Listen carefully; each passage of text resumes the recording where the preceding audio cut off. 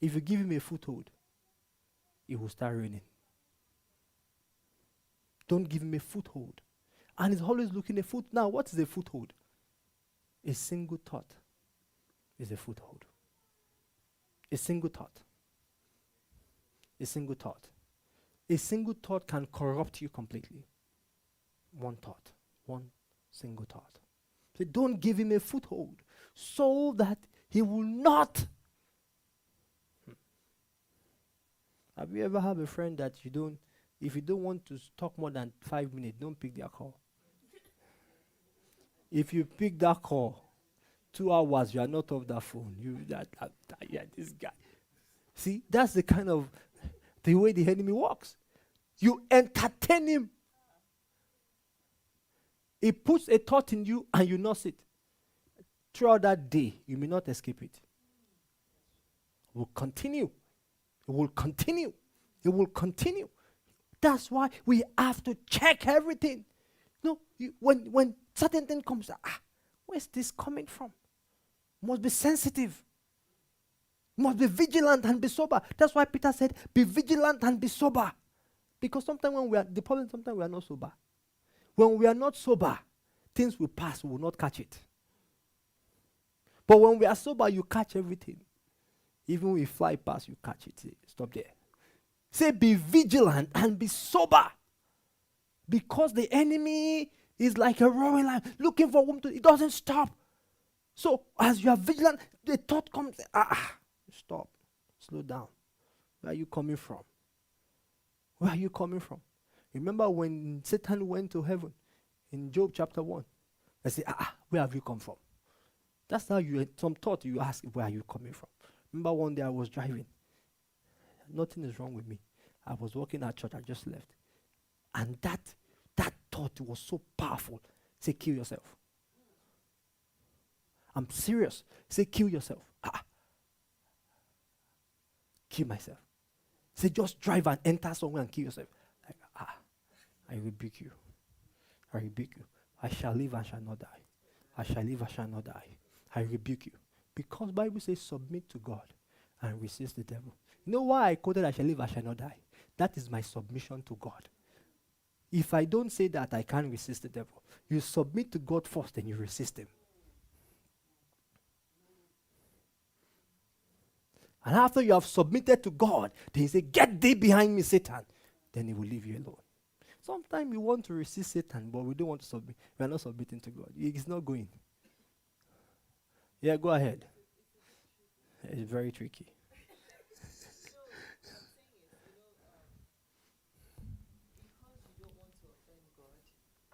Because you don't want to offend God, right? So, the thing where conviction versus maybe it's your flesh. Yeah. So, okay, maybe I should speak for myself. So, what you're saying about the spiritual warfare, I experienced it firsthand. Yeah. So, but sometimes it's like it's because it's hard to know whether or not it's your flesh or it's a conviction, because you don't want to resist God if it's God that is telling you that thing. No, not kill yourself now. Give a practical example. Not kill yourself now. Okay, so I'll use my own experience as personal example. So for me, I don't know where the thought came from, but like he said, everything that I believe that God had told me, the devil told us, revealed to us concerning the future and everything. The devil, one way or another, snuck in. I accepted the thought and I started to, basically, I felt like God was deceiving me. Yeah, in a way, because I felt, so for example, so there was a word that we're going to go to France for ministry. So all of a sudden, and I believed it, and then all of a sudden the devil started putting thoughts in my head that, well, see, when God said you're going to go to France, he told your husband. He did not tell you.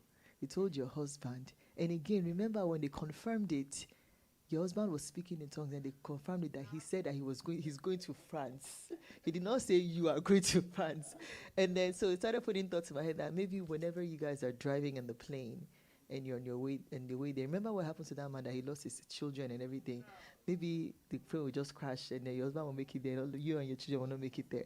So I don't know how he started to come in, but then, that happened. But then again, I guess for me, I was just kind of like, well, whatever, Satan, if whatever God's will is, let it be done. But then now, the fear now came in. Hey, what if it is God's will that you're not going there, that you're going to die? And then that's when the light came in. And then because I didn't want to resist God's will, I was now in this battle in my mind. And all of a sudden, I guess I just started to believe that I was going to die. And I would look at my children and I would just be so sad for them. They'll be playing. I didn't want to look at my pictures. I didn't want to look at any pictures. I didn't want to see anything. Any pictures. I didn't want to see any recording. I didn't want to even see myself in the mirror. It was so bad. I didn't even believe anything that my husband was saying, because I just believed, I beg Jerry, you're going to leave. Somebody's about to die. So I didn't believe anything. But sometimes it's hard because you don't want to resist God.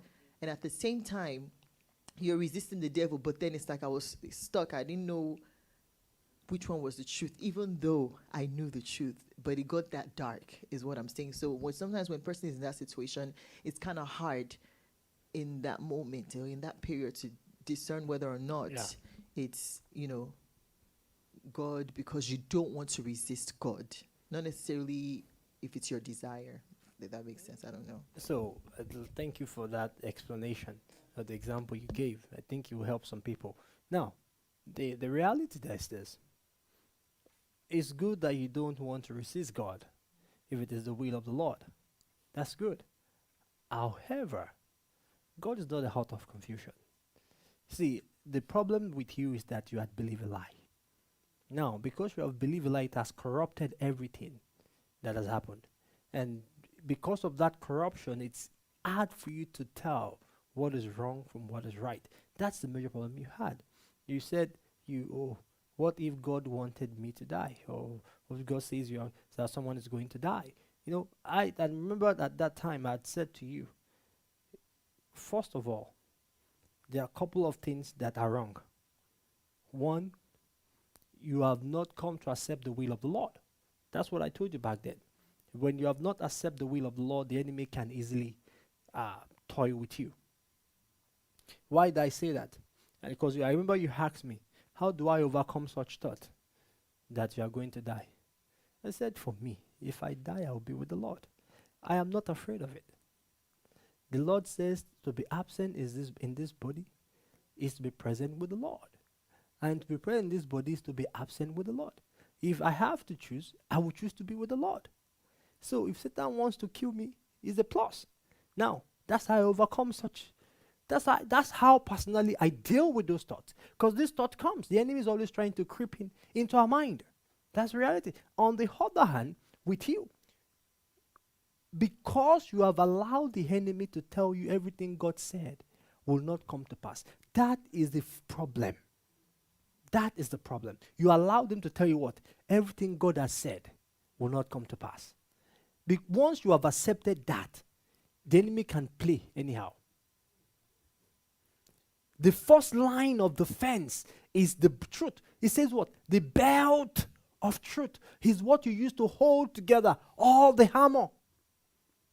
If the belt of truth is lost, the whole armor is not going to fit correctly.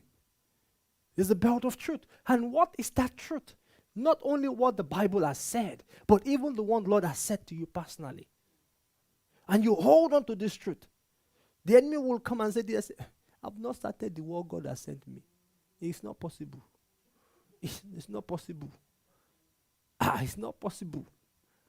That's the reality. It's not possible. And once you stand on that truth, that's why it says you stand firm. You stand your ground. He will do everything to make it seem like what God has said is a lie. Is a lie. But you will stand your ground. With Eve did not give in immediately to Satan. She didn't give in immediately. Satan come and said, do you think that this? He said, no, God did not say that. She was still staying on the truth. Initially, the first response of Eve to the serpent, she was speaking the truth of what God has said. But as they continued the dialogue, it changed. That's why they said Eve was led astray. She did not willingly go astray. She was led astray. Because she continued to entertain. Instead of it to stand on what God has said. Say, what you are saying, forget it. This is what the Lord has said. Whether it makes sense to me, doesn't make sense to me, I don't care. This is what God has said. And if you stand on that, the enemy will leave you for a time.